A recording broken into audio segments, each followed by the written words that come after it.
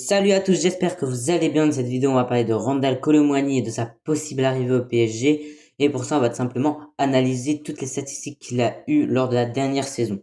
Mais avant ça, likez et abonnez-vous. Et maintenant que c'est frais, je vais pas faire durer l'intro 1 heure. C'est parti.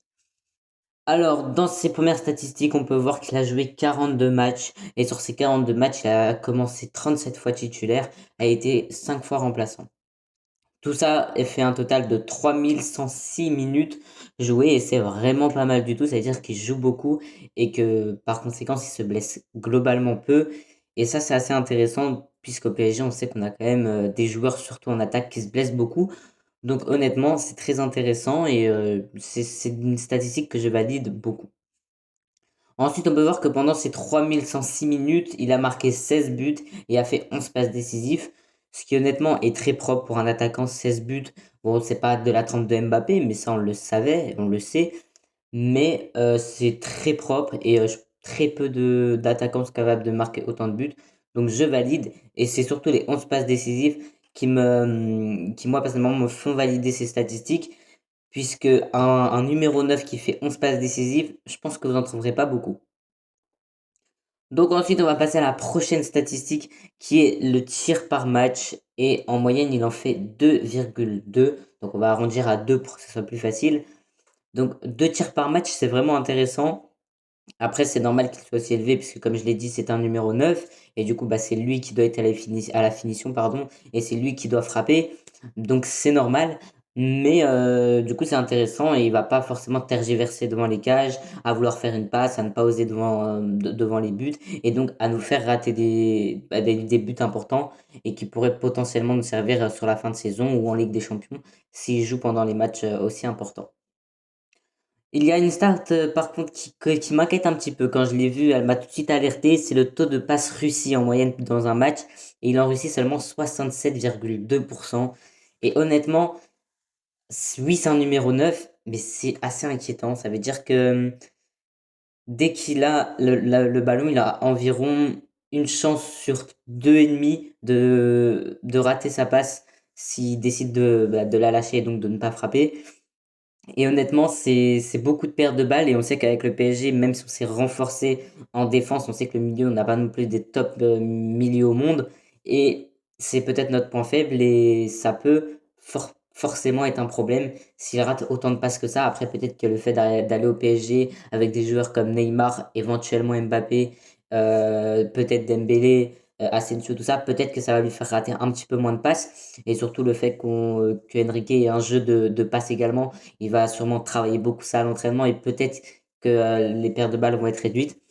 Mais pour l'instant, cette statistique m'inquiète un petit peu et c'est pour ça que si vous allez voir ma vidéo où je parle du mercato, il est dedans et je ne valide pas à 100% cette offre et je dis que c'est le numéro 9 qu'il nous faut le moins parmi tous ceux que j'ai cités dans cette vidéo parce qu'il rate beaucoup de passes et c'est pas un profil qu'il nous faut particulièrement, mais après, c'est un joueur que j'aime beaucoup et donc je vais quand même valider cette piste. Et c'est ce que j'ai dit dans cette vidéo. Mais après, pour le reste, je vous laisse aller voir. Je vous mettrai la vidéo en description. Passons maintenant à assez parler des taux de passe réussis. Parlons maintenant des duels aériens gagnés. Donc, Randal Colomwani est assez imposant, on va pas se mentir. Et il gagne 1,8 duels aériens en moyenne par match. Donc, on va arrondir à 2. Et ça, forcément, c'est bien. Après, il faut voir dans quelles circonstances il les gagne. Mais en moyenne, 2 duels gagnés, ça peut être sur un corner, ça peut être sur un centre, ça peut être sur un long ballon, bam, il remet avec la tête en une touche sur quelqu'un. Et ça peut être intéressant parce que PSG nous en manque un petit peu. On avait Ramos, mais il est parti. On a Danilo, mais à l'exception des corners, il va pas forcément être dans la surface de réparation. On sait même pas s'il va être titulaire sous Enrique, puisque en défense, il y a déjà plein de monde. Et c'est pour ça que moi, personnellement, et vous le verrez dans une prochaine vidéo, je le mettrai plus au milieu de terrain. Enfin voilà, après, sur la tête, il y a Marquinhos éventuellement, et encore, c'est pas pour moi le meilleur dans ce jeu-là. Donc honnêtement, je pense qu'il peut nous apporter beaucoup dans ce jeu de tête. Après avoir dans quelles circonstances il arrivera à les mettre au profit, pardon, euh, au PSG et comment il va nous apporter ce surplus de duel aérien, tout simplement de réussite dans le duel aérien pendant les matchs.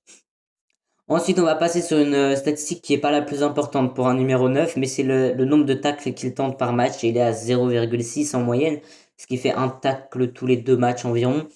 Et c'est assez intéressant. Après, c'est un numéro 9, donc je valide totalement. Contrairement à un ailier où pour moi, parfois, il doit redescendre, aller chercher les ballons qu'il a éventuellement perdus. Pour moi, un numéro 9 doit beaucoup rester devant et récupérer les ballons qu'on pourrait soit dégager, soit envoyer en profondeur ou des trucs comme ça qui pourraient être très utiles dans le jeu, même si, attention, un numéro 9 n'est pas exempt de toute défense, mais on voit qu'il tente un petit peu quand même. Et après, encore une fois, à voir comment il met ça au profit dans un match. Donc ensuite, on a pu voir que c'est un joueur qui faisait beaucoup de passes décisives. Donc combien de passes clés il fait en moyenne par match? Et il est à 1,1 par match. Donc une par match, c'est assez intéressant dans le sens où il tente quand même des passes clés.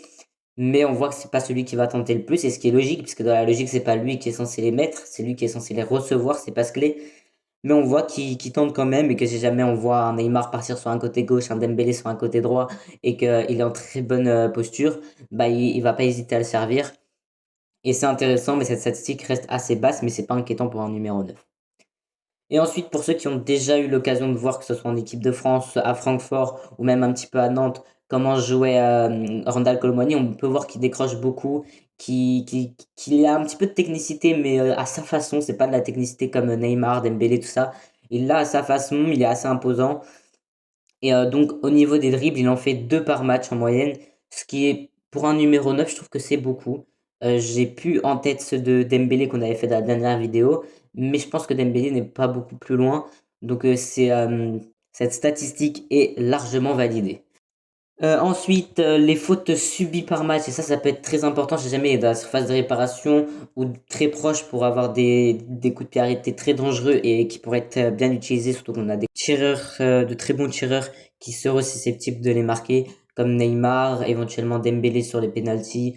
Bon, c'est surtout les deux là qui pourraient être très intéressants à voir, ou peut-être Mbappé s'il y reste. Donc vraiment, subir 2,2 fautes par match, c'est intéressant et ça pourrait nous apporter quelques bonnes occasions et des fautes intéressantes. Et ça, je valide largement.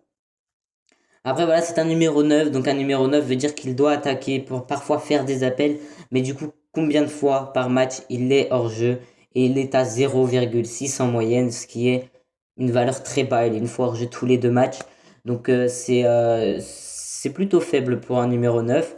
Et ça va être beaucoup plus bas qu'un Mbappé qui va tout le temps prendre la profondeur, qu'un Neymar qui peut éventuellement la prendre également. Donc voilà, c'est intéressant de voir qu'il va être très peu hors jeu, mais en même temps qu'il l'est quand même un petit peu et qui va donc nous apporter parfois des appels en profondeur qui pourront être très utiles. Ensuite, on a pu voir tout à l'heure qu'il ratait beaucoup de passes, qu'il avait un taux de passes réussi très faible, mais du coup, en moyenne, combien il fait de passes par match? Et il est à 18,2. Donc, ça veut dire que sur les 18, il en réussit 10 à 11 et c'est très faible. Je vais pas vous mentir que c'est très très faible. Pour un joueur qui a réussi à faire 11 passes décisives, ça me choque un petit peu qu'il soit aussi faible au niveau de la moyenne de passes. Ça veut dire qu'il touche très peu de ballons. Et ça, c'est pas une statistique très rassurante quand on voit qu'au PSG, on va avoir besoin d'un joueur qui, en pointe, bah, maîtrise son ballon. On voit que c'est peut-être son point faible. Il ne maîtrise pas forcément tout le temps son ballon. Après, il est jeune. Mais cette statistique, je vous avoue qu'elle m'inquiète un petit peu. Après, encore une fois, c'est la vérité du terrain qui me fera dire si vraiment il a les capacités pour être le numéro 9 parisien ou pas. Mais effectivement, ça va être quelque chose à suivre parce que il peut être très utile dans les appels, dans l'impact qu'il va mettre dans le jeu. Mais s'il a du mal à contrôler les ballons, bah ça va être. Je sais très bien que ça va lui être reproché à un moment ou à un autre, puisque les supporters parisiens, on veut toujours la perfection, ce qui est parfois compliqué à avoir. Donc voilà. Donc on arrive proche des dernières statistiques et donc de la fin de cette vidéo. Et on a le taux de centre qu'il fait en moyenne dans un match et c'est très faible, ce qui est logique puisque c'est pas lui qui est censé les faire, mais lui qui est censé les recevoir. Il est à 0,1, ça veut dire qu'il va vous faire un centre tous les 10 matchs en moyenne et c'est logique. Vraiment, ça c'est pas une statistique qui m'inquiète particulièrement puisque encore une fois c'est pas lui qui est censé les mettre, mais lui les recevoir. Donc vraiment, ça c'est pas une stat très importante, mais pour moi c'était important quand même de la dire pour vous informer. Ensuite, il y a le taux de long ballon qu'il va mettre. Encore une fois, ça, c'est des stats qui, enfin, les deux prochaines, qui vont pas être très intéressantes forcément, puisque c'est plus lui qui est censé recevoir. Donc, les longs ballons, il en met environ 0,3. ce qui est assez faible, mais encore une fois, loin d'être inquiétant. Donc, voilà, il n'y a pas de souci à se faire là-dessus. Et ensuite, pour les ballons en profondeur, il en met 0,1 en moyenne.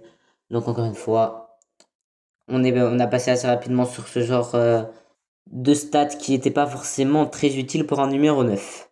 Donc ensuite, on va se retrouver sur son historique de blessures qui, de tête, va être très court puisqu'il n'a pas été très souvent blessé. Mais on va en parler puisqu'on sait que c'est un des défauts premiers du PSG qui a beaucoup de joueurs blessés. Donc on se retrouve dans quelques secondes avec son historique des blessures. Donc voilà, on se retrouve et il n'y a qu'une seule blessure dans son historique. C'était une élongation musculaire de la cuisse. Il s'est blessé le 16 août 2021 et est revenu le 31 août 2021. Donc il n'a même pas été blessé un mois. Il a raté 9 jours et a raté un match. Et du coup, c'était au début de la saison 2021-2022. Donc voilà, au niveau des blessures, normalement, lui, ça devrait pas lui poser trop de problèmes. Après, on espère que le karma le rattrapera pas. Parce que si même les joueurs comme Nikon In, qui ne se blessent pas souvent, des joueurs comme Kolo Muani et des joueurs comme ça commencent à se blesser au PSG alors qu'ils se blessaient pas particulièrement avant, je pense qu'il va vraiment falloir songer à remplacer le staff médical car ça fait maintenant 2-3 saisons qu'on commence à les remettre en doute. Donc voilà, mais ça pourrait éventuellement être un sujet pour une autre vidéo. Donc celle-ci, en tout cas, touche à sa fin. J'espère que vous l'avez aimé. N'hésitez pas à liker, à vous abonner si elle vous a plu. Et les vidéos arrivent en force. Donc activez la cloche. Et sur ce, à la prochaine.